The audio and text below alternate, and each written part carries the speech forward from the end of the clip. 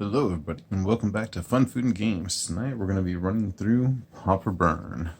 Last time we took you down Legacy Burn. We talked a little bit about how your legacy cards will play into Pauper, so you can really get that value popping off there.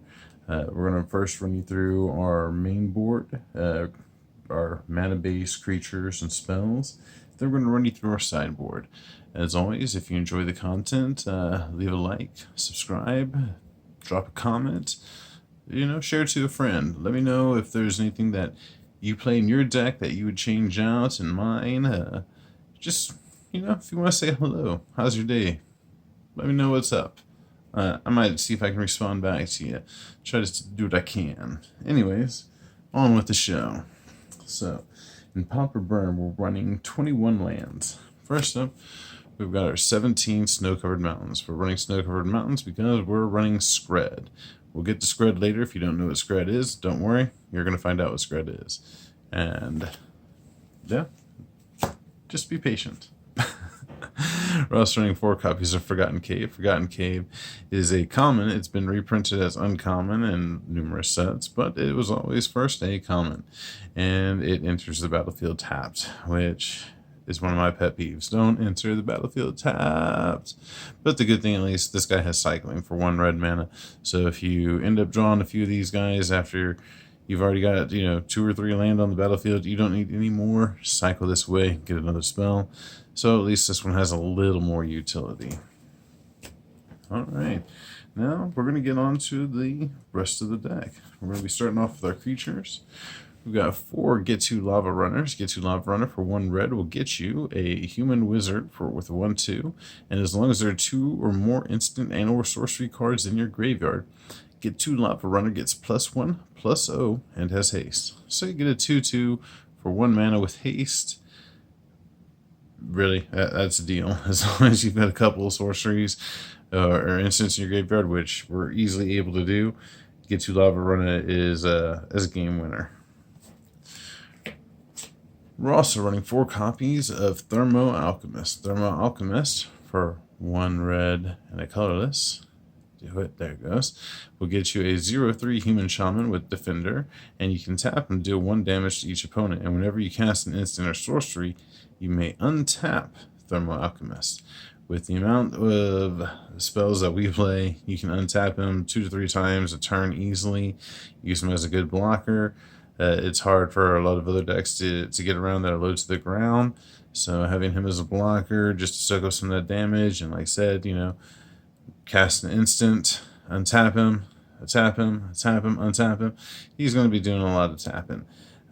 So, Thermo-Alchemist, he's what you want in there. Pretend he's your keg. Tap him. Just keep tapping him. All right. We're also going to be running 4 copies of Skewer the Critics. Skewer the Critics is a sorcery for 2 and a red that's got the ability of Spectacle for 1 red. If your opponent lost life this turn, you may pay 1 red instead of paying its normal casting cost to have it deal 3 damage to any target. Skewer the Critics, paying 1 red. It's just another lightning bolt, basically.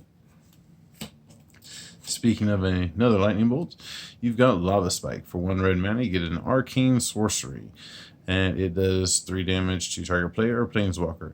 So it's either going to the face or to a planeswalker. Most of our spells are going to be going to the face. Again, they say that Burn can be one of the hardest decks to actually pilot because you have to know, do you send it to the face? Do you kill the creature? Do you bolt the bird? It can very well determine the whole outcome of the game by using that 1 extra spell to bolt the bird instead of going to the face. So it might not be as straightforward as you think, but Lava Spike doesn't really give you a whole lot of options. So when it takes the decision away from you, it makes life a little bit easier for you, but at the same time, it doesn't give you all the options that, say, Lightning Bolt does. Speaking of options, Fireblast for 4 colorless and 2 red. You get Fireblast, which is an instant. Hello, little goblin. Yes. And you may sacrifice 2 mountains instead of paying Fireblast casting costs. And it deals 4 damage to a creature or a player. So when you have exhausted all your mana, you're just sitting there and you're ready to end your opponent, Fireblast them. And like I said when I was discussing the Legacy deck, this card rolls straight into the Pauper deck as a common, no problem.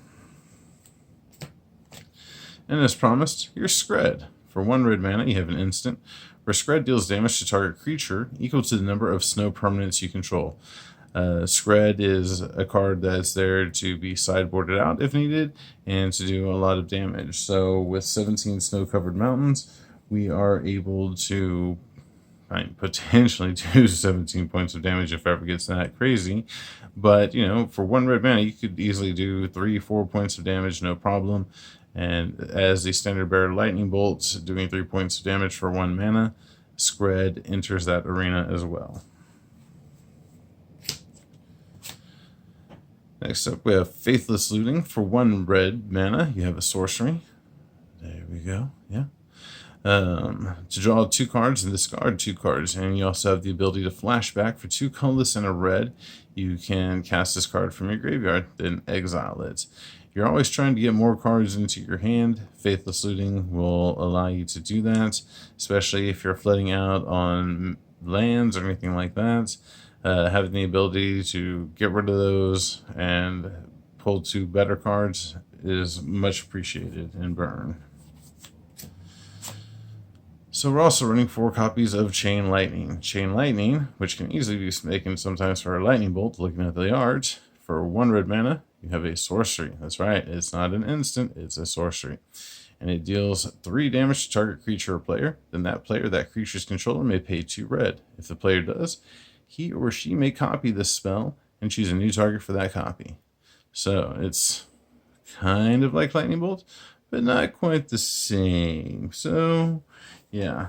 And speaking of Lightning Bolt, just so I don't confuse them in the deck, I'm running the white bordered old school Christopher Rush. I know I said I wanted them in my Legacy deck, but I actually run them in my Pauper deck, just so I don't confuse them with my Chain Lightning, because some of the art looks a lot the same. And to show that, I actually sleeved up another Lightning Bolt, just so you can see. Here's a Lightning Bolt. Here's Christopher Rush's Lightning Bolt. See? Lightning Bolt, Lightning Bolt. And here's the Chain Lightning. Chain Lightning, Lightning Bolt. Chain Lightning, Lightning Bolt. Which is it? Do you know which? Oh, it's close. Yeah, see? It's very close. So to make sure I know which one is which, I usually try to run the Christopher Rush Lightning Bolt in this one, just because you can tell which one's a Lightning Bolt very easily here. Moving on, that's enough to talking about that. But more bolts, yeah, more bolts. We have Rift Bolts. For 2 and a red, you've got a sorcery, and Rift Bolt deals 3 damage to target creature or player with the ability to suspend for 1 turn. You can pay 1 red mana and exile this card with a time counter on it. At the beginning of your upkeep, remove the time counter, and when the last is removed, you can cast it without paying its mana cost. So it's a pale comparison to Lightning Bolt, but it'll get the job done for your first turn, whatever, you know, 1 red mana. It's not bad. It holds up. All right. Now then, into the sideboard. We're running 2 copies of Blazing Volley. Blazing Volley is 1 red mana for sorcery that deals 1 damage to each creature your opponents control. So elves or anything like that where they're trying to stay low to the ground, Blazing Volley will take care of them. We're also running 3 copies of Searing Blaze to help take care of those little creatures. Searing Blaze is 2 red mana. It'll focus. Some of these it just doesn't like. We'll get you an instant. Searing Blaze does 1 damage to target player and 1 damage to target creature that player controls. But if you had a landfall, it will deal 3 damage to target player and 3 damage to that creature instead. So it's basically 2 lightning bolts for the cost of 1 if you happen to have a land come into play. And it's, you have to have a land come into play, they have to have a creature, so it's very particular when you use this card. So I have it on sideboard, and I've got 3 of them on sideboard. If they're playing creature heavy decks, Searing Blaze is alright. Speaking of creature heavy decks, we're playing Electrickery. Electrickery, For 1 red mana, we'll give you an instant. It deals 1 damage to target creature you don't control with the ability to overload. In overload, you may cast a spell for 1 red and a colorless, and if you do, change this text by replacing all instances of target with each. So, yeah, elf decks beware of Electrickery. They don't like it. It can wipe out their board very quickly before they have a chance to set things up for a very low cost of mana. And of low cost of mana just ruining people's days, Red Elemental Blast. For 1 red mana, you have an interrupt. An interrupt, I don't want to be interrupted. I just want you to listen. No, it's an instant. Okay, let me counter that. You counter a blue spell being cast or destroy a blue card in play. It's a common. It's not that expensive. You should pick them up against any blue deck. You know. Yeah, Red Elemental Blast. Yeah, you know it. Yeah. Even the angel knows it. Yeah, she knows it. Red Elemental Blast? Yeah, she knows it. Get the Red Elemental Blast. Put it in your sideboard. Blue decks don't like it. Alright, on to the last 2 cards of the sideboard. We have Smash to Smithereens. For 1 red and a colorless, you have an instant to destroy target artifact. Smash to Smithereens deals 3 damage to that artifact's controller.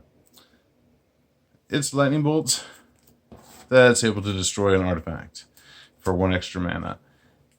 It works. It does the job. It's not a game ender, but when you need to destroy an artifact and you don't want to give up one of your slots to doing points of damage, Smash to Smithereens. As always, I hope y'all enjoyed the content. Like, subscribe, share it to a friend, drop a comment. Somehow that affects the algorithm. I have no idea. Who knows how these things work? I don't know. Maybe Zuckerberg figured it out and sent out someone to somewhere somehow. I don't know. Anyways, let me know what you liked, what you would change. Let me know what's going on in your LGS. We'll see you next time.